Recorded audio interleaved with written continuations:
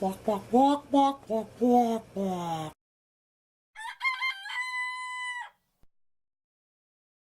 Hey everybody, welcome to my part 2 of this weekend's plan.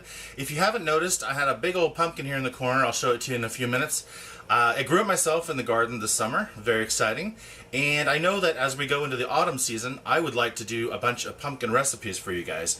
So what we're going to do today is I'm going to show you how to chop up the pumpkin, and we're going to put it in a slow cooker to cook it down, and then we just scrape it off the shell. It's that easy. And then we're going to puree it to make sure it's nice and smooth, and then put it in the freezer. The purpose for this is making pumpkin bread, or pumpkin cookies, or pumpkin pie, whatever it is.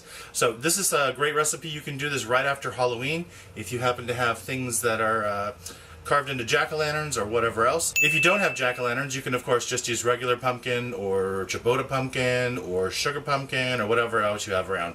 This is a great recipe to help you prepare that.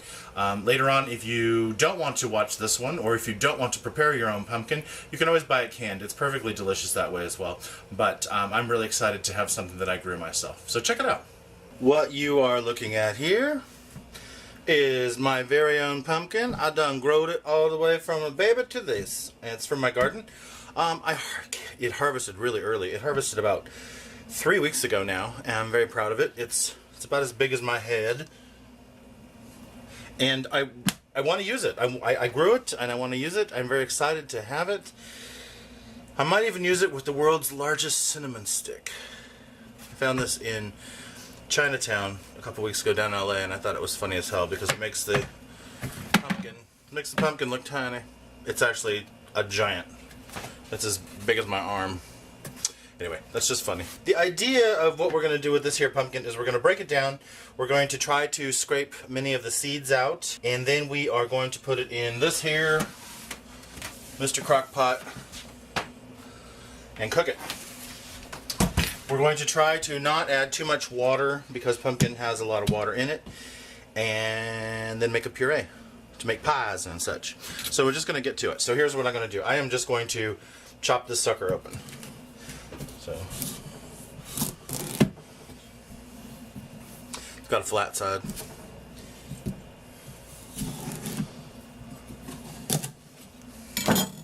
Voila! Pumpkin. Smells like pumpkin. Amazing. I'm going to try to scrape the seeds out of these because they are actually a treat in themselves. Maybe I'll show you that. Take a bowl here, a little bowl, and a spoon, and I'm just going to try to get some of these seeds out of here. Since this pumpkin grew so well, I might try to grow some of these seeds again next season. We all know how this goes. We've all done Halloween. Growing up, one of our favorite things was to actually keep the seeds, get rid of the pumpkin strings or spider webs as we called them, and then roast the seeds in the oven with some salt. It is delicious. And other side. What about your ex? Do you guys grow pumpkins? Do you like pumpkins? You guys see that? Yeah, I guess so. This side had a lot. Alright. I think we got it all. It doesn't have to be crazy perfect or anything. Now I already washed the pumpkin too, so the outside is clean. Here we have our pumpkin. So there's a couple methods here. You could peel this whole thing, which sounds like a pain in the ass to me. Or what I'm going to do is I'm going to just try to slice it up so that when it cooks, how do I explain this? When it cooks, the flesh will cook, and then the peeling, we should be able to just pull it off the peel. So let's just make pieces and hope it fits. The pot. And try to fit these in here like a puzzle. Pumpkin, as you can see, we're running into a problem. So we might have to do this in 2 ways. I'm just cutting the core off, and maybe, preserve some more of the meat and get rid of the stem. Now I'm wondering if we should do this 2 ways. 2 ways. So I'm coming to an executive decision here. I am cutting it in smaller pieces because my thought is more will fit in the pot. I'm going to try something else. Watch this. We're going to take a baking sheet and we're going to bake the other half. So we're going to try this 2 ways to see which one comes out better, because then I'll know and you'll know. Wow, it's really sticky, which tells me that the fruit is going to be very sweet. Okay, so here we go. We've got our baking sheet. We've got our pot of the crock. I'm going to put both on the heat, and we're going to see which one comes out better. It wasn't planned, but it's going to be the magic. Alright, we'll see you in a couple hours. Alright, it seems to be check-in time all around. Put this mitt back on, because this is hot. Hot. Walk, walk, walk, walk, walk, walk, walk. So this is the pumpkin that was in the oven. It's getting there. It's getting cooked. It's getting soft. Oh, look at that. Very soft right there. Perfect. Little tough still in some places. I'm going to put this in a bowl, and I'm going to wrap it with, maybe put some plastic wrap or foil over it, so let it steam in its own juices, if you will. Because I think it's getting there, and I definitely think it could be pureed. But I think it just needs to steam itself. Okay, so let's focus over here for a second. And over here in the crock of the pot, we've got lots of pieces of pumpkin, and they are still definitely hard. So we're going to leave that in there. Alright, so next time you guys see this, it's going to be time to peel it, which is probably going to be in the morning. The time has come. It has been a journey. I started cooking these pumpkin pieces on Saturday. It's now Wednesday. They've been in the fridge.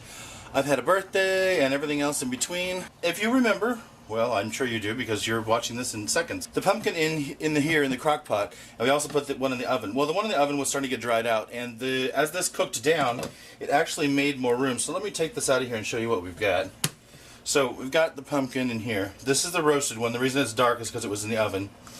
And then we also have the cooked pumpkin pieces in here. And if you can see, there's a lot of liquid in here. I hope you can see that. You see the liquid? Which is kind of good because we actually want the puree. We don't really want the liquid too much. We'll probably put some back in. So here's what I'm going to do. I'm going to take the skin off this. Just take a spoon. Yeah, that works great. We're just going to take a spoon and take it right off the skin. Easy peasy. Totally cooked. This probably cooked for a good 6 to 8 hours. So this is just the skin. Skin can go away. Alright, so let's try the spoon on this. This is much softer than it came out of the oven, so this will be good. This is a little bit darker from the roasting process. Alright, so let's recap. So here's a piece that was done in the crock pot. It's thick, it's chunky, it's very juicy. And this is what you end up when you do it in the oven. So, both are fine. I'm a crock pot man. Next, we have our machine. You know this machine well by now. Just going to put some pieces in here. Let's see what we get.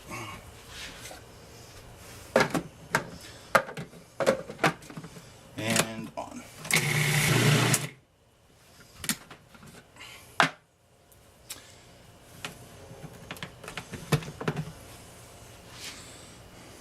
Pumpkin. It's a little lighter in color. I have a feeling in the factory they probably put the skin and everything to give it that bright orange color, but it smells like pumpkin. So what I'm going to do is I'm going to put this in zip top bags, and my goal is to put it in 2-cup measures. So I'm going to try to measure out 2 cups of this, and that way I know what's in the bag when because I'm going to put it in the freezer, and then when I put it in the bag, I'll know when I take out a bag how much is in there. It'll be 2 cups. And I'm going to freeze them flat, which means I lay them down and I squeeze them really wide. First of all, it freezes faster, saves energy. And also, if I say I want 1 cup of this, something I don't know what that is. If I want 1 cup, I know all I have to do is break it in half, and I've got 1 cup. How magical is that? Almost there. I think I got a piece of seed in there. That's alright. Alright, so that's about 2 cups. So let's put that in the bag. Put this all the way down in the bag and give it a thump.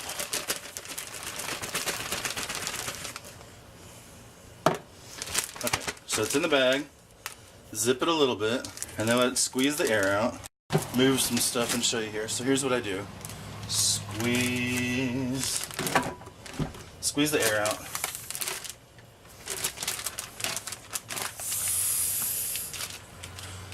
You see that? squeeze the air out, put it in half, zip it all the way tight, and then, while it's in half, mush it around, and then it'll be nice and flat. See how flat that is? And when, like I said, when you freeze it, it saves energy because it's not dense. And then if you want half, you can simply break off half. Magical! Alright you guys, there you go. You can see, these are just not spread evenly, but my pumpkin yielded just over 6 cups of pumpkin, which is exciting because that'll be some pies or cookies or cake or something. So I'm going to put these in the freezer. Make sure you put the date on them so that you know when they were from. It'll be good to go, and I'm sure that you will see these again soon. Thanks for watching, everybody. I hope you enjoyed how to prepare a pumpkin today, and you will make your own puree. It really is better fresh, and if you grew it yourself, even better. Get out your pumpkin pie spice mix, let it rip. Hope you guys make some pies and cookies and cakes. Thanks, you guys. As always, like and subscribe down below. If you don't know what that means, there's a little thumbs up. You click it. Ta-da! And there's also a button to subscribe. Love to have you guys keep coming back and visiting with me. Of course, if you do this, I love to see pictures and such. You can throw those on Facebook at EudaemoniusMarkII, or you can put them here on this channel in the comments. Thanks, you guys. Thanks for watching, and I hope you come back. Take care. Bye.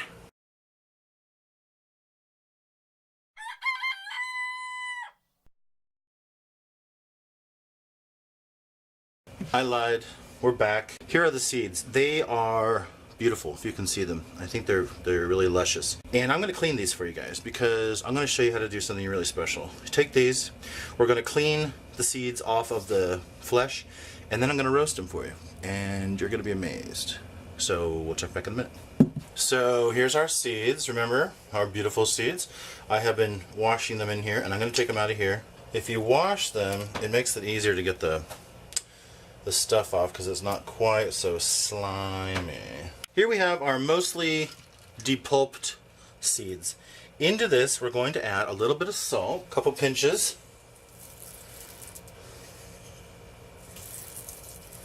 and a tiny bit of pepper.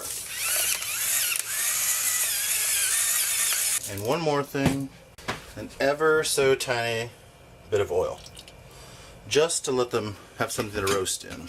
And I give it a stir just to get the spices and the salt distributed. Take this, you can leave it like this, you can put it on a cookie sheet, whatever you want to do. Take this, put it in the oven about 350, start with 15 minutes, and check it, don't let it burn. Just until it starts to go a little golden brown, and they're crispy and crunchy, and the salt has crystallized back up. Give them a stir, let them go for a little bit longer, you will have an amazing snack. I'll show you that in a while. And now here are the delicious seeds fresh from the oven. They're all roasted. You can probably hear it. It's crunchy. I'm going to give it a taste. Mmm. Okay, one more taste because it's good. Mmm. Delicious.